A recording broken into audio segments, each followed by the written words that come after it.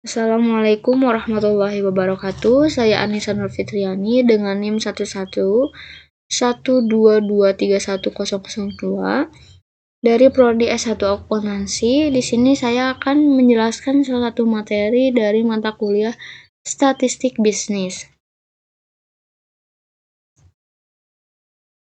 Saya akan membahas tentang regresi dan korelasi sederhana. Di dalam video ini akan terdapat penjelasan tentang regresi, korelasi sederhana, dan akan juga ada pengujian pada regresi linear sederhana.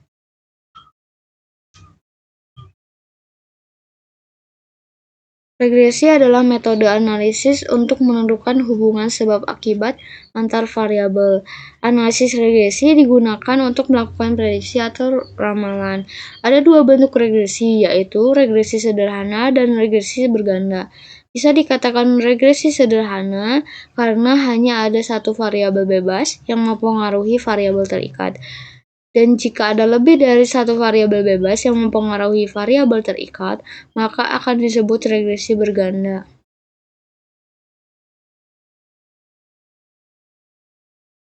Fungsi dari analisis regresi sendiri adalah untuk meningkatkan efisiensi suatu perusahaan dalam menjalankan bisnisnya, melakukan prediksi masa depan, dan hal tersebut berhubungan dengan peluang, dapat memperbaiki kesalahan yang dilakukan suatu perusahaan, dan juga dapat memberikan pengetahuan atau insight terbaru dalam suatu perusahaan.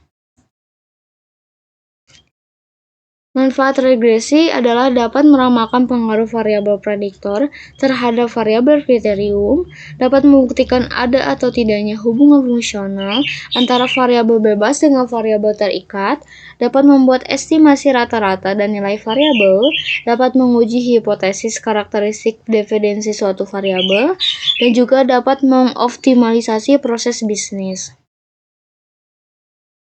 Korelasi sederhana. Korelasi merupakan teknik statistik untuk mengukur sejauh mana dua variabel saling berkaitan. Korelasi sederhana adalah ketertarikan antara dua variabel, yaitu variabel bebas dan variabel terikat. Tujuan korelasi sederhana adalah untuk mengetahui hubungan keeratan antara dua variabel yang ada. Korelasi antara ukuran baru dan ukuran yang sudah ada disebut keabsahan validitas konkuren.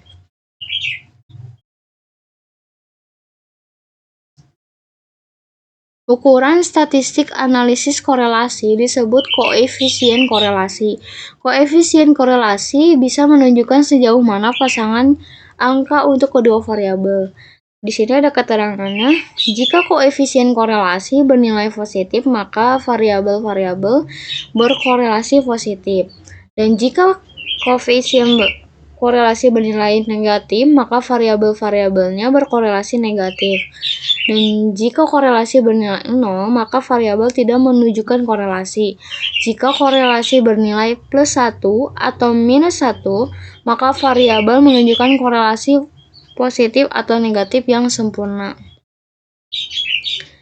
Adapun nilai keeratan korelasi antar variabel yaitu 0,00 tidak ada hubungan, 0,01 sampai 0,09 maka hubungan kurang berarti, 0,10 sampai 0,29 hubungannya lemah, 0,30 sampai 0,49 hubungannya moderat, 0,50 sampai 0,69 hubungannya kuat, 0,70 sampai 0,89 hubungannya sangat kuat, lebih dari 0,90 hubungannya mendekati sempurna.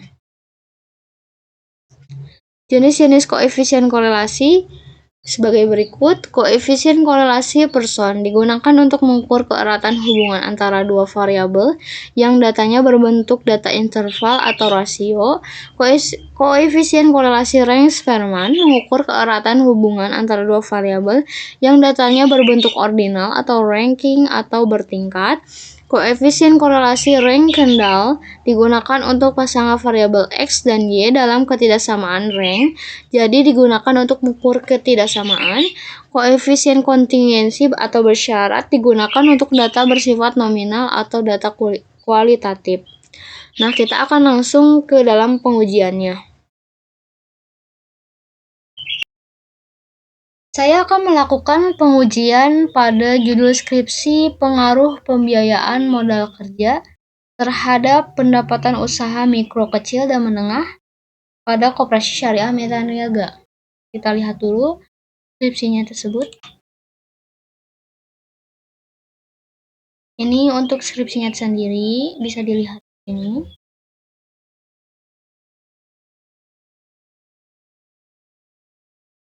Pengaruh pembiayaan disusun oleh Muhammad Fadil dari Universitas Islam Negeri Ar-Raniri, Banda Aceh. Kita mulai saja. Sebelumnya saya sudah melakukan penulisan ulang atau pengutikan ulang tabulasi datanya. Kita kopikan terlebih dahulu total variabel X ke SPSS. Kita copy,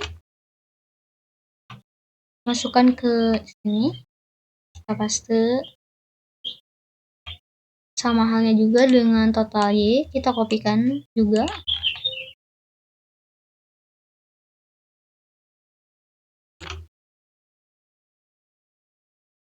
Copy, masukkan ke SPSS. Kita pastekan lagi. Lalu kita masuk ke variabel view. Untuk melihat variabelnya, kita ganti menjadi X dan ini menjadi Y. Ini desimalnya kita nolkan saja. Untuk labelnya sesuai dengan yang ada di skripsi tadi. Untuk variabel X-nya kita ubah menjadi pembiayaan modal kerja.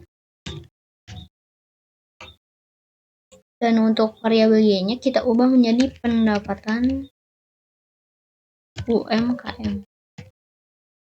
Ini. Lalu kita kembali ke data view, kita lihat sudah berubah. Kita masuk ke analyze, regression, kemudian ke linear.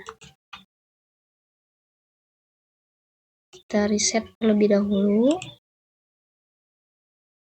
Masukkan pembiayaan modal kerja ini ke variabel independent atau variabel bebas. Dan pendapatan UMKM ke dependent sebagai variabel terikatnya. Kita okekan, lalu akan muncul seperti ini.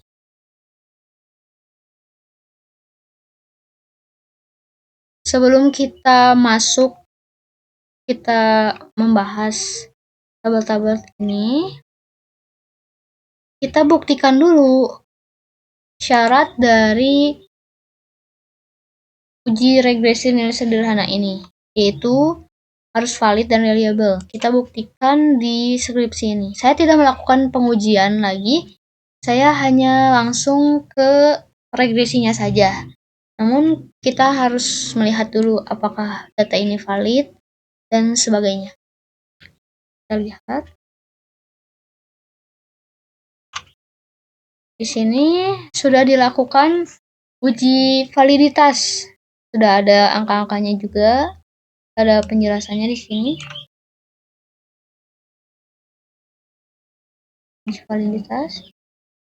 Kemudian ada juga uji reliabilitasnya.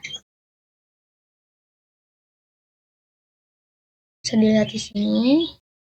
Kemudian ada uji normalitasnya pula. Sudah dinyatakan normal. Dan terakhir ada uji linearitasnya. Bisa dilihat. Setelah itu kita masuk ke hasil analisis regresi linear sederhananya. Kita samakan dengan yang hasil di SPSS tadi. Nah, kita bisa lihat bahwa di sini tabelnya sudah sama ya. Sudah sama, variabel independennya pembiayaan modal kerja, lalu dependennya adalah pendapatan UMKM. Lihat angka-angkanya sudah sama. Kemudian dapat kita simpulkan bahwa nilai F hitung di sini adalah sebesar 29,588 dengan tingkat signifikansinya 0,00 yang berarti lebih kecil dari 0,05. Maka model regresi ini dapat digunakan untuk memprediksi variabel partisipasi, atau dengan kata lain, ada pengaruh variabel pembiayaan modal kerja ataupun X terhadap variabel pendapatan UMKM ataupun Y. Lalu, seberapa kuat sih pengaruh variabel X terhadap Y? Bisa kita lihat di sini di model summary. Pada model ini, pada tabel ini dijelaskan bahwa besar nilainya korelasi atau hubungan yaitu sebesar 0,662, yang mengartikan bahwa nilai korelasinya tersebut adalah kuat sesuai dengan penjelasan yang ada pada tabel nilai koefisien ini. Dikatakan jika nilai koefisiennya adalah 0,50 sampai 0,69, maka hubungan kuat. Dan dari output tersebut diperoleh juga koefisiensi determinasinya adalah sebesar 0,438, yang berarti pengaruh variabel bebas atau pembiayaan modal kerja terhadap variabel terikat ataupun pendapatan UMKM adalah sebesar 43,8%.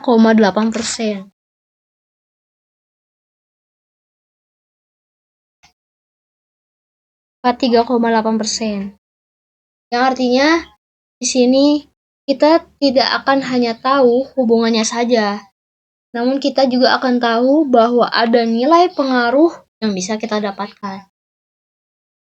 Mungkin cukup sekian penjelasan dari saya. Mohon maaf apabila ada kekurangan.